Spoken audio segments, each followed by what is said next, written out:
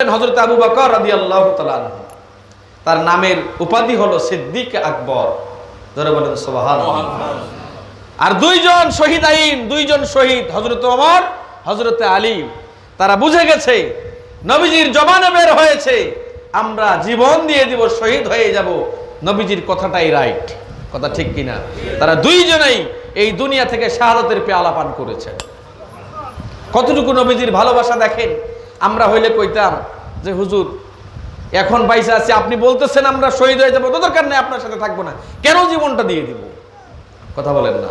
আল্লামা ফারুকী রহমাতুল্লাহ আলাইহি যদি তিনি ইচ্ছা করতেন বাতিলের সাথে আপোষ করে কয়েক মিলিয়ন কোটি টাকার মালিক হয়ে যেতেন, কি হইতেন কিনা বলেন? কিন্তু কোনোদিন সে হয় নাই।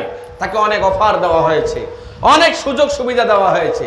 তিনি একটা কথাই বলেছেন, তার একটা কথা, চিটাগাং জামিয়ার ময়দানে তিনি ভাষণ দিয়েছেন যথাসম্ভব 2011 সনের অথবা 14 সনের ঘটনা। এই ঈদে মিলাদুন নবীর প্রোগ্রামে তিনি বলেছিলেন যে আমার নামে যদি আন্তর্জাতিক মামলা হয় আমি সেই মামলায় জেলে যেতে রাজি আছি, আমাকে যদি জংলার গহীন তলে রাখা হয় সেখানেও যেতে রাজি আছি, কিন্তু আমি আমার মায়ের নবীকে ভুলতে পারবো না। আমরা সবাই এরকম আশিক রাসূল হতে চাইতে কি না বলেন? হাত তুলে দেখুন তো। নারায়ে তাকবীর, নারায়ে রিসালাত, কোরআন সুন্নাহর আলো।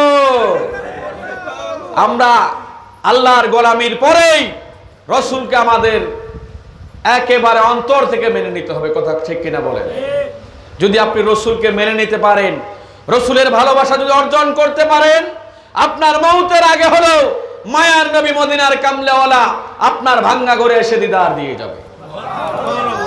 আর যদি আপনি নবীজির দিদার পেতে পারেন, হযরত জাবের রাদিয়াল্লাহু তাআলা আনহু হাদিস বর্ণনা করেছেন, তিরমিজি শরীফের হাদিস, লা তামুসসুন নারু মুসলিমান রাআনি আও রাআ মান রাওয়ানি, রাওয়াহু তিরমিজি।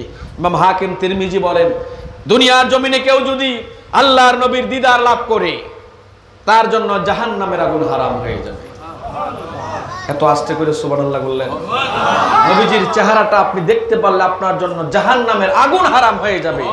জাহান্নামের আগুন হারাম হয়ে গেলে জান্নাত কি আর বাকি থাকে আপনার?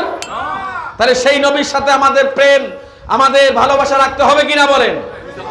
গোটা পৃথিবী যদি একদিকে চলে যায় আপনার পক্ষে না থাকে, আপনি একাই আশিক রাসূল হয়ে রাসূলুল্লাহর পক্ষে থাকবেন, কিয়ামতের দিন আপনি সফল কাম হয়ে যাবেন।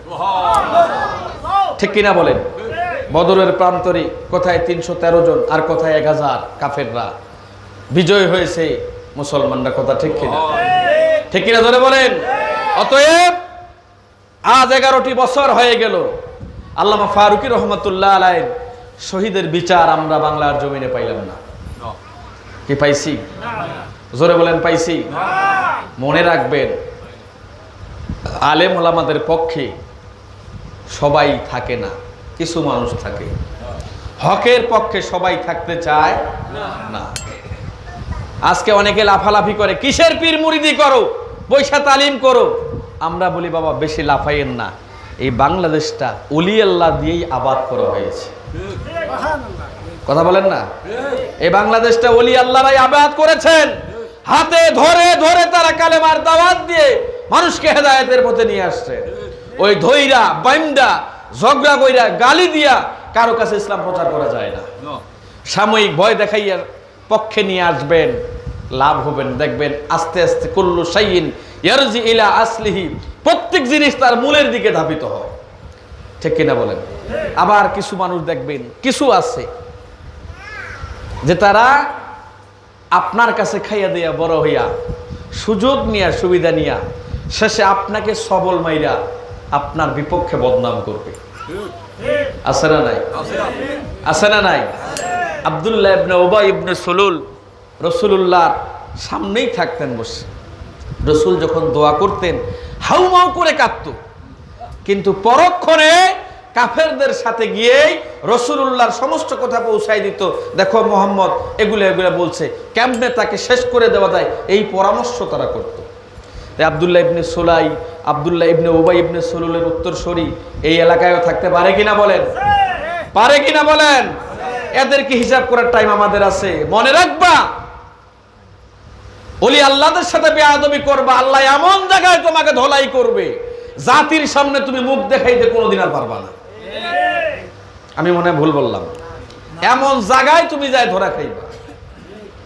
এজন্য আমরা বলি বেশি ফালানোর চেষ্টা করেন না, যত ফালাবেন ততই আপনি মরবেন। ঠিক কিনা বলেন? প্যারা হাজিরিন, আমরা ফারুকীকে ভালোবাসি আল্লাহর জন্য, আল্লাহ ফারুকীকে ভালোবাসি রাসূলুল্লাহর জন্য। ঠিক কিনা বলেন? আপনি দেখেন ইতিহাস, এই নাউতারি এলাকায় অনেক আলেম ওলামাও চলে গেছে, ঠিক আছে না? কয়জনের জিয়ারতে কয়জন আছে বলেন? কিন্তু আল্লামা ফারুকী রহমতুল্লাহ আলাইহি, আমি একদিন যথাসম্ভব রাত 3টা বাজে, আমি কাজল দিকে একটা জায়গা আছে, দিকে কোথায় জানি, সাবেক ছিটমহল ছিল, তেঁতুলির মোড় দিয়ে পশ্চিমে যাইতে হয়, একটু পশ্চিমে গিয়া দাখিলি মাদ্রাসা আছে। আমি প্রোগ্রাম করছি, আমি প্রোগ্রাম করে হলদিবাড়ি পীর সাহেবের সাথে প্রোগ্রাম করে চিন্তা করলাম বাড়ির পাশেই মাহফিল, একটু জিয়ারত করে আসি। 3টার দিকে আসলাম, আব্দুল্লাহ ভাইরও ফোন দেয় নেই, এত রাত্রে ফোন দেবো বিরক্ত হবে, ওনারাও ফোন দেয়নি। এদিকে ঢুকলে তো ওনার সাথে কন্ট্রাক্ট হয়, চা খাই হোটেলে, পান খাই, তারপরে যাই। জিয়ারতে ঢুকলাম, 2 জন আলেম দেখে আমার আগেই তারা জিয়ারত করতেছে। আমি তাদেরকে চিনি না, পরে পরিচয় নিলাম, সেই ডোমারের ওই দিক বাড়ি। বললো যে আমরা মাহফিলে গেছিলাম সিং রোড, টুনিরহাটের পরে। তো মাহফিল শেষ করে যাচ্ছি, চিন্তা করলাম একজন আশিকের রাসূল আমাদের পাশে শুয়ে আছে, একটু জিয়ারত করে যাই। কথা ঠিক কিনা? আল্লাহ ওলিদের কবর জিয়ারত করলে আল্লাহর ভয় পয়দা হয়। আর আল্লামা ফারুকী রহমাতুল্লাহ আলাইহি শাহাদাত বরণ করেছেন। আমি প্রথমে আয়াতে কারিমা তেলাওয়াত করেছি, ওয়ালা তাকুলু লিমান ইউকতালু ফি সাবিলিল্লাহি আমওয়াত। হে দুনিয়ার মানুষেরা, যারা আমি আল্লাহর রাস্তায় জীবন দেয়, এরা তোমরা মনে করতেছো এরা মরে গেছে, না, খবরদার, এরা কোনোদিন মরে না। কথা বলেন না? এদেরকে তোমরা মৃত বলিও না, বাল আহইয়াউন ওয়ালাকিন লা তাশউরুন, বরং তারা জিন্দা, তোমরা বুঝতে পারো না। কথা বলেন না? তারা জিন্দা, আমরা বুঝতে পারি না। অতএব আল্লামা ফারুকী রহমতুল্লাহ আলাইহি কত ওলি আল্লাহ এসে জিয়ারত করে যায়, আপনি কল্পনাও করতে পারবেন না। আমরা তো গ্রামের মানুষ, রাতের বেলা সারাদিন কাজকর্ম করে খেয়ে দিয়ে ঘুমায় যাই, কিন্তু এই আল্লাহর ওলি এখানে শুয়ে আছেন। আমার দৃষ্টিতে তিনি একজন আল্লাহর ওলি, লা শাক্কা ফিহি, এর মধ্যে কোনো সন্দেহ নাই। আমরাও যেন আমাদের এই জিন্দেগিটা আল্লামা ফারুকী রহমতুল্লাহ আলাইহির সৈনিক হয়ে আল্লাহ রসুলের আদর্শটাকে আমরা ধারণ করতে পারি বলে আমিন। রাজি আছেন না নাই? ইনশাআল্লাহ। বাতিলরা মনে করছে যে ফারুকীরে মাইরা দিলাম, উত্তর বাংলা নিবাও হয়ে গেছে। কথা বলেন? কিন্তু না, তারা জানে না উত্তর বাংলায় হাজার হাজার ফারুকী তৈরি হয়েছে। কথা বলেন? আমি ওই বরগুনার মাহফিলে স্টেজে বলে আসছিলাম ফারুকী রহমতুল্লাহ আলাইহির কথা। আমি সারসিনার মাঠে 2012 সনে আমাদের কাজল ডিগ্রি ইসমাইল ভাই খাটো করে হুজুর নেই, আমরা মেজো হুজুরের কাফেলায় গেছি সারসিনার মাহফিলে। এখন হুজুর আমারে বলছে পানি আনতে, যথাসম্ভব আর কি মনে হচ্ছে। তা আমি ওই গেছিলাম গোসলখানায়, মাদ্রাসার যে গোসলখানা করছে ফারুকী রহমতুল্লাহ আলাইহি আর কাফিল উদ্দিন সাহ আমাদের, উনি এখনো জিন্দা আছেন, আল্লাহ ওনার হায়াতে তাইয়্যিবা দান করে বলি আল্লাহুম্মা আমিন। 2 জনে আসতেছে, মাদ্রাসা থেকে আসতেছে। আমি গিয়ে কদম বসে করলাম, আমাকে বলছে এই জুব্বা তো আমাদের খোশবাজার এবং সারসিনার, আপনারা তো জানেনই যে আমাদের যে জুব্বা, ঘুমটি জুব্বা। এই তোমার বাসা কথা বললাম যে হুজুর আমাদের খোশবাজারের ছাত্র। কে আসছে? মেজর হুজুর। হুজুর কথা তাবুতে, কেন তাবুতে থাকবে হুজুর? সারসিনার যিনি মরহুম পীর সাহেব হুজুর ইন্তেকাল করলেন, উনি এবং খোশবাজার বর্তমান পীর সাহেব হুজুর, মেজো হুজুর, প্রিন্সিপাল হুজুর, এনারা আপন খালাতো ভাই, আপন খালাতো ভাই।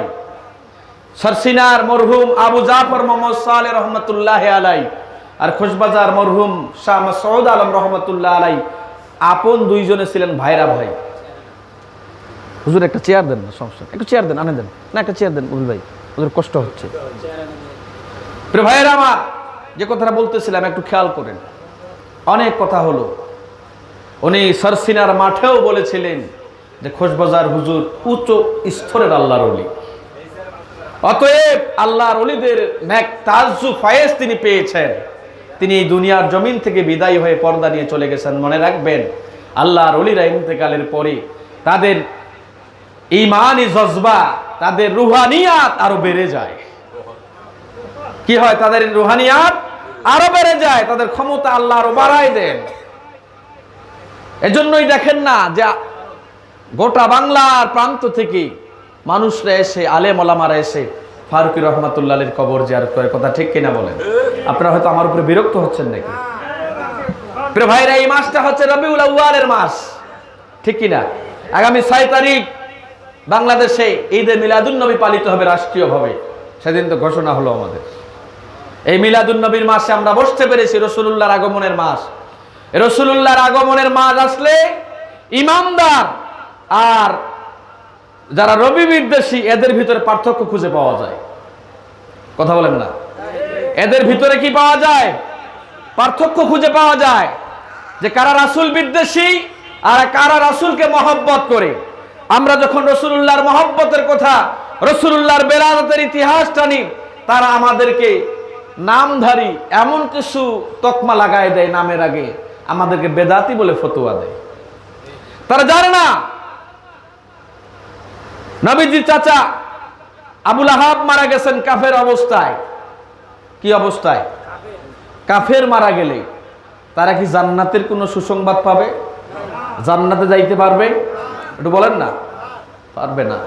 ফি নারে জাহান্নামা খালিদিনা ফিহা, তারা চিরকাল চিরস্থায়ী জাহান্নামের বাসিন্দা।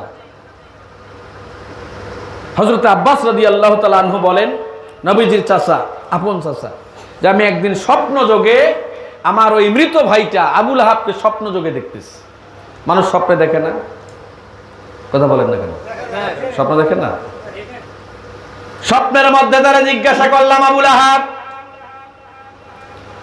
তুমি তো ঈমান আনো নাই, কালেমা তুমি পড়ো নাই, বেঈমান অবস্থায়, মালাউন অবস্থায় দুনিয়া থেকে বিদায় হয়ে গেছো, কাফের অবস্থায় তুমি মারা গেছো। বলো তো তোমার কবরের কি অবস্থা, তোমার আযাবের কি অবস্থা, শাস্তির কি ব্যাপার? আবু লাহাব বলছে, রে আব্বা শুনে নাও, আমি এতবার নবীজি আমার এই কালেমার কথা বলেছিল, বারবার নবীজি চেয়েছিল, রে চাচা আবু লাহাব একটিবার কালেমা পড়েন, কালেমার ছায়া তলে এসে যান। কিন্তু আমি নবী মুহাম্মদের কথা শুনি নাই, বরং তারে পাথর মেরে হত্যা করতে চেয়েছিলাম। আমি বলেছিলাম, মুহাম্মদ ধ্বংস হয়ে যাও। এই কথা বলার প্রেক্ষিতে আল্লাহ রাব্বুল আলামিন সূরা লাহাব নাজিল করে জানিয়ে দিলেন, রে আবু লাহাব, আমার নবীকে তুমি ধ্বংস হওয়ার কথা বলেছো। না, আমার নবী ধ্বংস হবে না, আমার নবী শের হবে না। নবীজি আপনি জানাই দেন, আবু লাহাব, রে আবু লাহাব, শুধু তুমি ধ্বংস হবা না, বরং তোমার 2 হাত সহ ধ্বংস হয়ে যাক। নবীজির শানে যদি কেউ বেয়াদবি করে, নবীজিকে নিয়ে যদি কেউ বাজে মন্তব্য করে, বাজে কথা নবীর শানে বলে, আমার আল্লাহ বলেন, দুনিয়ার মানুষ, নবীর শানে কেউ বেয়াদবি করলে আমি আল্লাহ বরদাস্ত করি না। কথা কর, আমি আল্লাহ তাকে বরদাস্ত করি না। তার জন্য এমন শাস্তির ব্যবস্থা করে দেই, লাঞ্ছনার ব্যবস্থা করে দেই। শুধু দুনিয়ার জগতে নয়, পরকালীন জগতে কঠিন শাস্তির ব্যবস্থা আমি করব। এটা আল্লাহর কোরআনের কথা, আল্লাহ নিজেই জানিয়ে দিয়েছেন, ইন্নাল্লাযীনা ইউযুনাল্লাহা ওয়া রাসূলাহু লানাহুমুল্লাহু ফিদ দুনিয়া ওয়াল আখিরা ওয়া আ'আদ্দা লাহুম আযাবাম মুহিনা। আল্লাহ বলেন, কঠিন থেকে কঠিন শাস্তি তারে আমি দিব যারা আমার নবীর শানে বেয়াদবি করবে। কথা কর, যারা আমার নবীর শানে বেয়াদবি করবে এদেরকে কঠিন শাস্তি দেওয়া হবে, সে যত বড় হুজুর হোক না কেন। কি বলেন আপনারা? যত বড় হুজুর হোক। এজন্যই আমরা বলি, বাবা, আপনার একটা সন্তানকে আহলে সুন্নাহ ওয়াল জামাতের মতাদর্শে মাদ্রাসায় পড়াশোনা করান। সে বড় আলেম না হতে পারলেও অন্তত বড় পর্যায়ের বেয়াদব হবে না। কি বলেন আপনারা? সে বেয়াদব হবে না। আর আপনি নবী বিদ্বেষী কোনো প্রতিষ্ঠানে পড়ান, ও যত বড় আলেম হোক, নবীর সাথে কথা বলতে গিয়ে এত বাজে মন্তব্য করবে, মাঝে মাঝে বইলা ফেলবে নবী তো তেমন পড়াশোনা করে নাই, ডিগ্রি ছিল না, আমাদের অনেক ডিগ্রি, আমরা নবীর চাইতেও বেশি জানি। বলেন নাউজুবিল্লাহ। চিন্তা করতে পারেন যে কত বড় কথা আমরা বলি। এই যে কয়েকদিন আগে এক হুজুর দেখলাম ভিডিও, ইন্টারনেটে, হুজুর আপনিও দেখছেন মনে হয়, বলছে যারা নবীকে দেখে তাদের নাকি জাহান্নাম হারাম। এটা হাদিসের কোথাও নাই। নাউজুবিল্লাহ, নামের আগে ডক্টরেট ডিগ্রি লাগানো হয়েছে। তাহলে চিন্তা করতে পারেন নবীর সাথে কতটুকু তার দুশ্মনী। আমি একটু আগে হাদিস বললাম, তিরমিজি শরীফের ভিতরে আসছে, জাবের রাদিয়াল্লাহু আনহু বলছেন লা তামুসসুন নার, ওই মানুষকে জাহান্নামের আগুন স্পর্শ করবে না, লা তামুসসুন নারু মান রাআনি, যারা আমার নবীকে একবার দেখতে পারবে। বলেন সুবহানাল্লাহ। আও রাআ মান রাআনি, শুধু এতটুকু নয়, যারা আমার নবীকে দেখেছে এদেরকেও যদি কেউ দেখে তাদের জন্য জাহান্নামের আগুন হারাম। নবীজি তার জবানে বলে গিয়েছেন মান জারা কবরি ওয়াজাবাত লাহু শাফাআতি। হে উম্মত শুনে নাও, আমি নবী থাকবো না কিয়ামত পর্যন্ত, কিন্তু যারা আমার কবর জিয়ারত করবে ওয়াজাবাত লাহু শাফাআতি, এদের জন্য সুপারিশ করা আমি নবীর জন্য ওয়াজিব হয়ে যায়।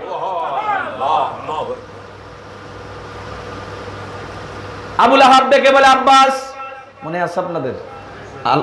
আজানের সময় হয়ে গেছে, মহব্বতে একটু দরুদ শরীফ পড়ে সাল্লাল্লাহু 17 বাজে শেষ করে দিব। সাল্লাল্লাহু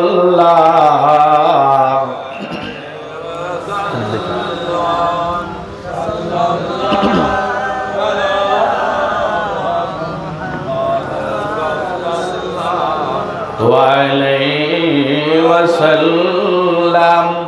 হাতে পায়ে করা বেঁধে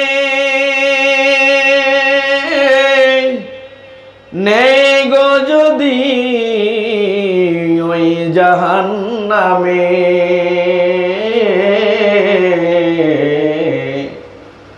তুমি নবী দিবে বাধা, এই দরুদের ওসিলা সাল্লাল্লাহু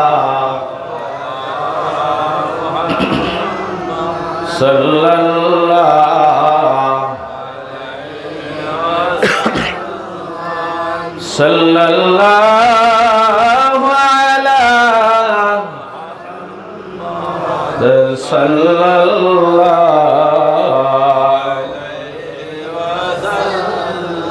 আবু লাহাব ডাক দিয়ে বলতেছেন ভাইজান আমার, আমি এতবার কথা শোনার পরও কালেমা পড়ি না, ঈমান আনি নাই, কাফের অবস্থায় আমি মারা গেছি। রে ভাইজান শোনো, আমার কবরে এত আযাব হয় সহ্যের বাইরে হয়ে যায়, আযাবের পরে আযাব, আযাবের পরে আযাব, সহ্য হয় না, এত আযাব আমার হয়।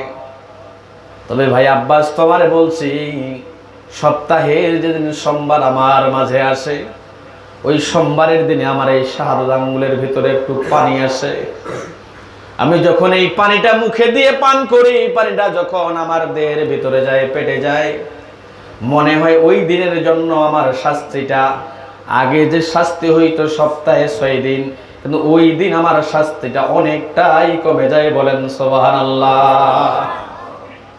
হযরত আব্বাস জিজ্ঞাসা করেন, বলো আবু লাহাব, কেনই বা সপ্তাহের ওই দিনটার জন্য সোমবারের দিন তোমার আঙ্গুলের উপরে 7 আঙ্গুলে পানি আসে বলো? আবু লাহাব ডেকে বলে ভাইজান, যেদিন মায়ার নবী পৃথিবীর জমিনে আগমন করবেন, নবীজি যেদিন আমেনার গর্ভ থেকে এই দুনিয়ার জমিনে আগমন করবেন, আমার ভাই আব্দুল্লাহ নবীজি পেটে থাকা অবস্থায় আবওয়া নামক জায়গায় গিয়ে ইন্তেকাল করে দুনিয়া থেকে বিদায় হয়ে গেছে। তার ঘরে আর কেউ নাই, কেউ ছিল না।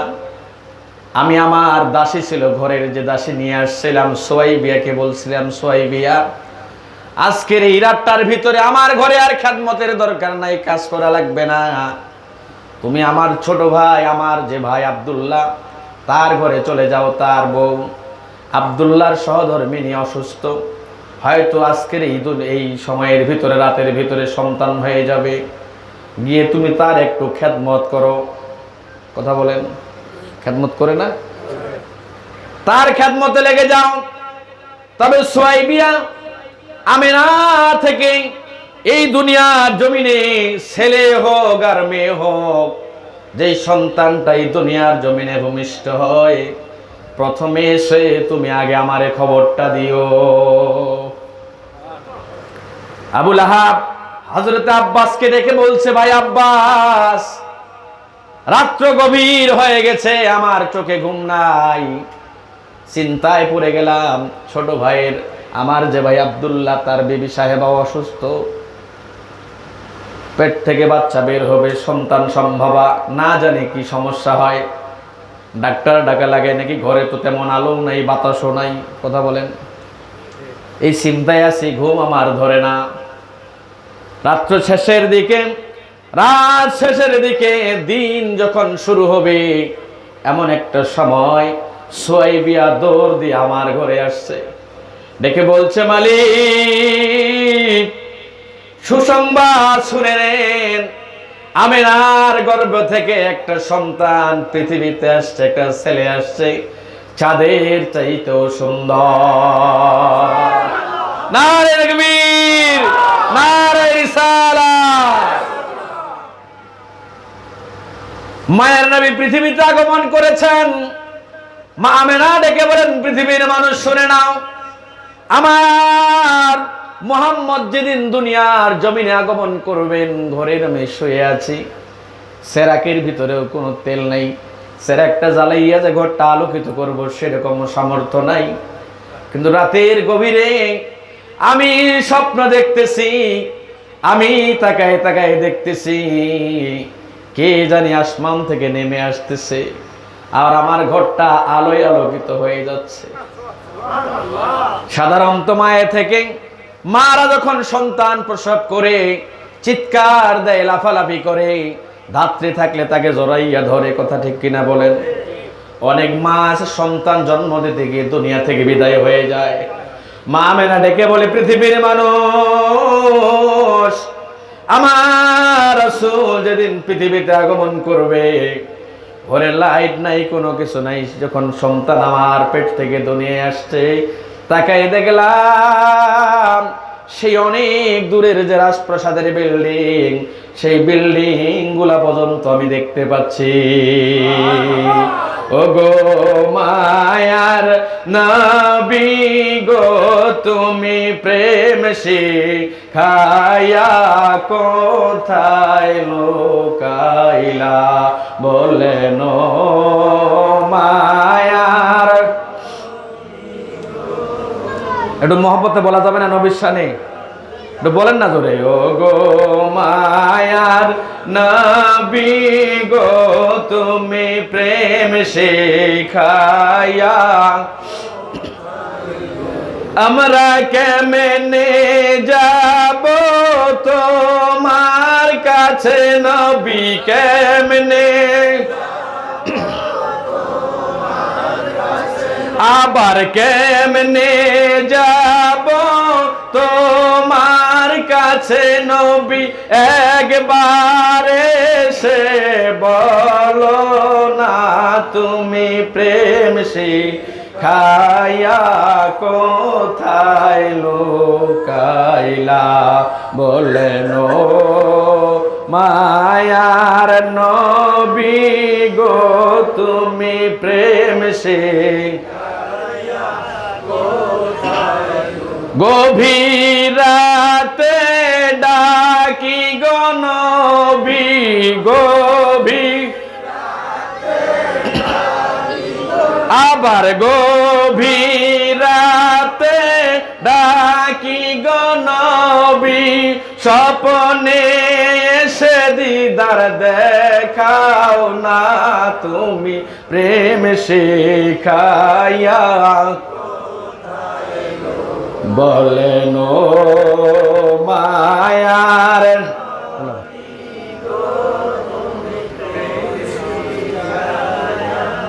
বন্ধুরা আমার, ভাইরা আমার, তাহলে যে মায়ার নবী পৃথিবীতে আগমন করেছেন, এই খবর পাওয়ার পরে আবু লাহাব কাফের হওয়ার পরেও যদি শাহাদাত আঙ্গুল দিয়ে খুশি হলেন।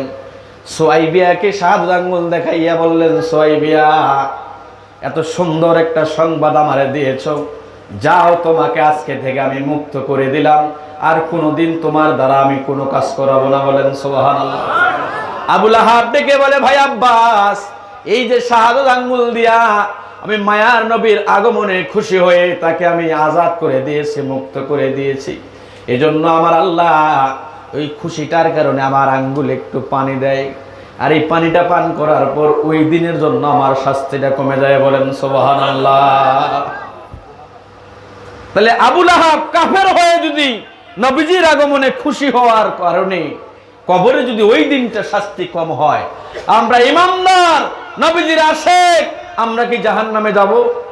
যদি নবীজির আদর্শ আমরা মানতে পারি, সিরাতে সুরাতে লেবাসে পোশাকে যে আমরা নবীকে ধারণ করতে পারি, আমাদেরকে নবীজি অবশ্যই তার জবান মোবারকে জানিয়ে দিয়েছেন, শাফাআতি লিআহলিল কাবাইর মিন উম্মতি, রে দুনিয়ার উম্মত শুনে নাও, কিয়ামতের দিন যারা সবচাইতে বড় গুনাহগার হয়ে আমার কাছে দাঁড়িয়ে যাবে, আমি নবী তাকে সুপারিশ করে জান্নাতে নিয়ে যাব। আর একটু জোরে বলেন সুবহানাল্লাহ। এই দিনে নবীজি আগমন হয়েছে, নবীজি আগমন করেছেন, আমরা খুশি না বেজার? বুঝতে হবে যারা বেজার হয়, তারা বাজে কথা বলে, এরা একেবারে 100% ট্রু যারা নবীর দুশমন। আপনারা কি বলেন?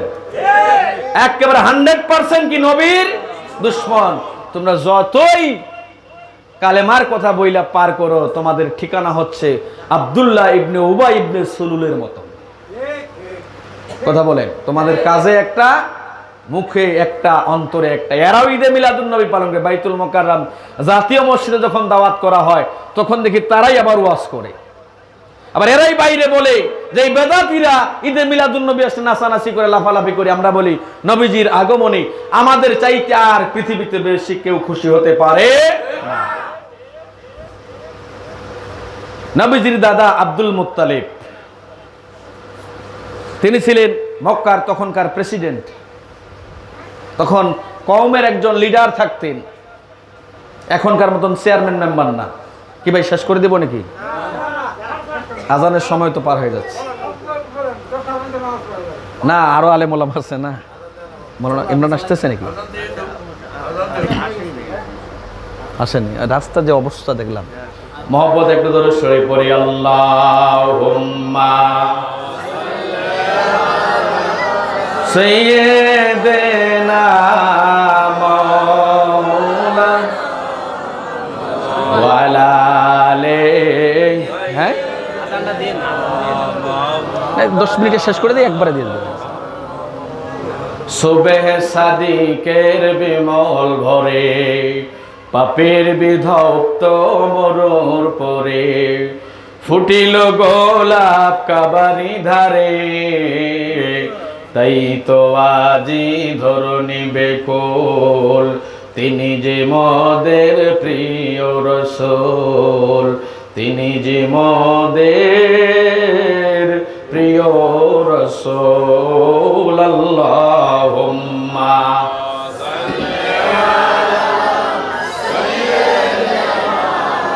মাওলানা।